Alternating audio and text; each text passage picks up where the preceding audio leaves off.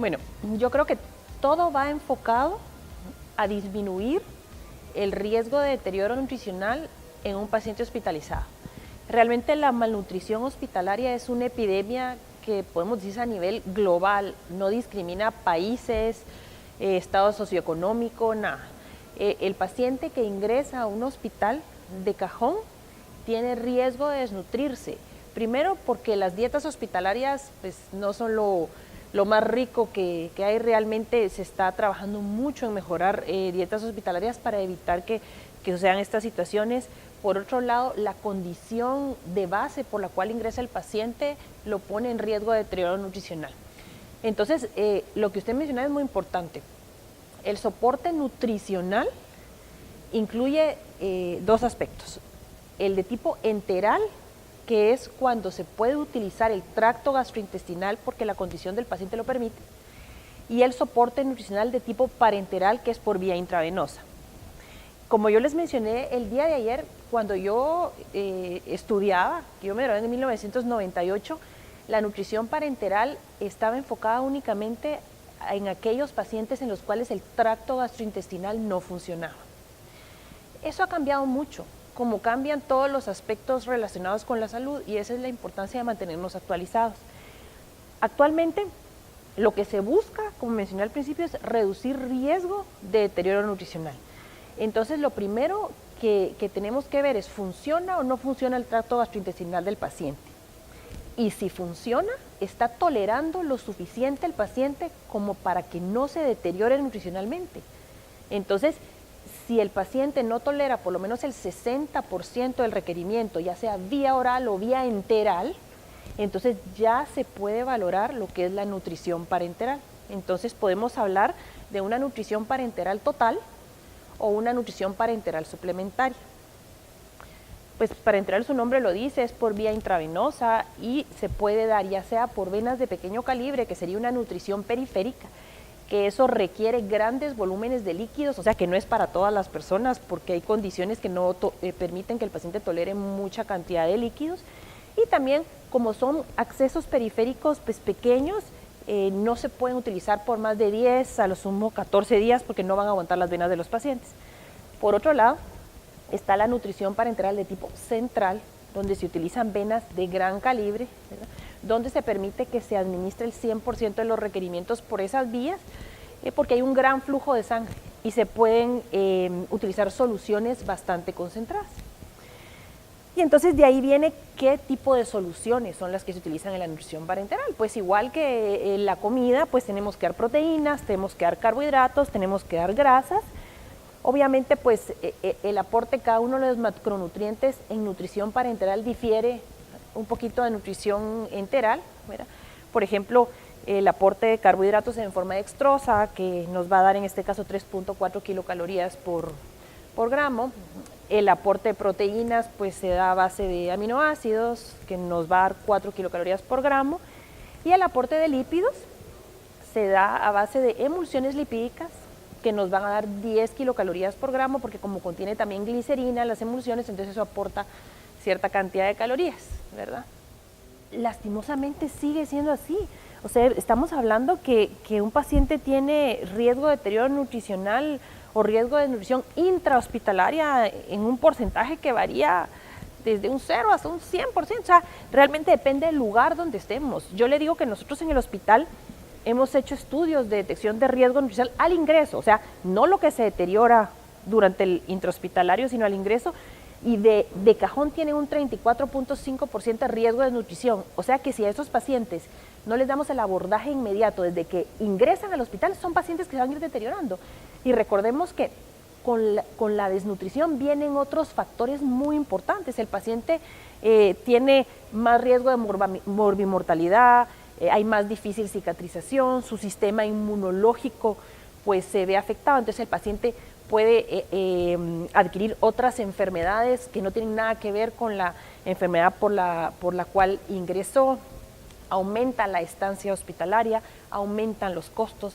Entonces, sí tenemos que enfocarnos mucho en detectar riesgo nutricional al ingreso. Hay varias herramientas para poder detectar, donde uno toma en cuenta ciertas condiciones como si el paciente tiene un índice de masa corporal menor de 18.5, el tipo de patología por la que ingresa, si puede ser una enfermedad que pueda debilitar al paciente en el intrahospitalario, la pérdida de apetito, ¿verdad? La pérdida de peso en el tiempo, es decir, el paciente ha venido perdiendo peso en el tiempo. Entonces, al evaluar estos factores, uno puede darse cuenta, si el paciente de cajón está en riesgo de desnutrición, esto puede empeorar en el intrahospitalario.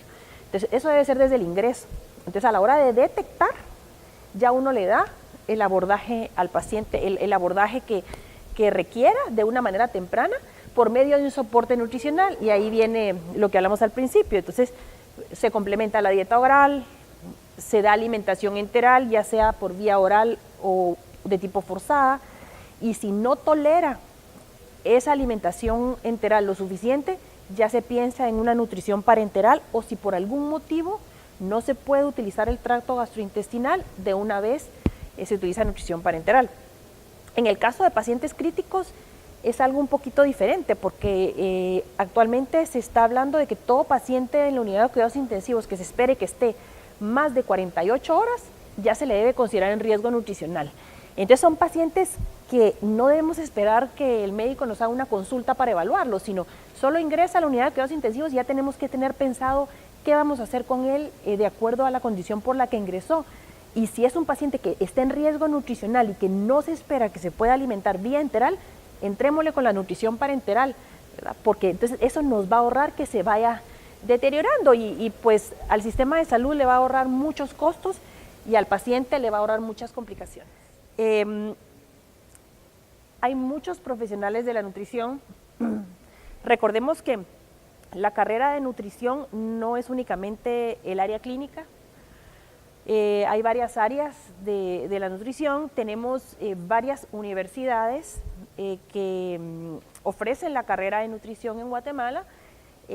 Un par de universidades enfocadas específicamente a lo que es nutrición clínica, y el resto de las universidades se enfocan de una manera más general a las diferentes áreas de la nutrición, para que el nutricionista tenga un panorama más amplio en lo que se respecta al trabajo al cual se van a dedicar. En realidad sí tenemos gente en lo que se refiere a profesionales de nutrición muy preparados, especializados, por ejemplo, en tecnología alimentaria, en lo que es el aspecto comunitario. Actualmente también hay especializaciones en lo que se refiere a administración de servicios de alimentación, ¿verdad? Que es también otro campo que sí puede ser muy abordado, no solo desde el punto de vista hospitalario, porque todos los hospitales tienen cocinas, y entonces es una administración no solo de personal, sino de todos los recursos y los insumos a nivel del servicio de alimentación hospitalario. Pero también recordemos que hay muchas empresas de comida, ¿verdad?, que requieren de una persona que sepa de nutrición, no solo para poder administrar, sino para poder proveer una alimentación mucho más saludable. Entonces, en general sí tenemos varias opciones en Guatemala, y llama mucho la atención la carrera de nutrición, pero hay algo muy importante que yo siempre le digo a los estudiantes. Yo tengo el honor de trabajar en dos universidades. Yo me gradué de la Universidad del Valle de Guatemala, y pues ahí trabajo y doy el área de nutrición clínica, y en la Universidad Mariano Gálvez, que también doy lo que es la clase de nutrición clínica 1 y 2 actualmente. Pero yo siempre le digo a mis estudiantes que todo lo que no se aplica se olvida.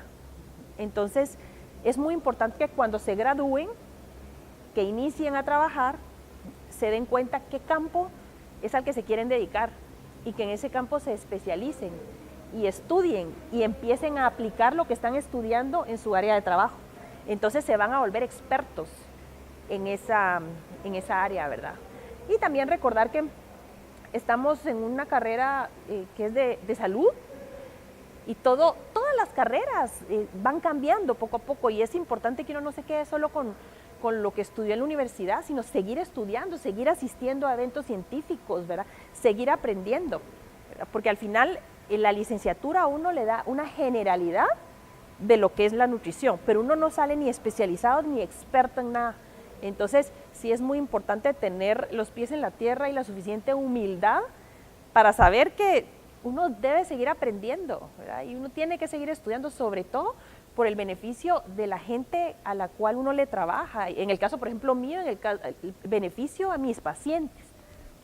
Sobre todo, la información que uno pueda compartirles. Realmente para uno, como invitado, para mí es realmente un honor estar en algún evento compartiendo los conocimientos o la poca o mucha experiencia que uno pueda tener en el tema, ¿verdad? Es un honor.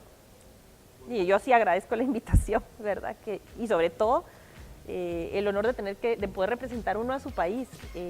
Yo siempre les comento a mis colegas que para mí es muy conmovedor ir a otro país y ver la bandera de mi país ahí, sabiendo que uno lleva pues esa responsabilidad de representar, es realmente emocionante.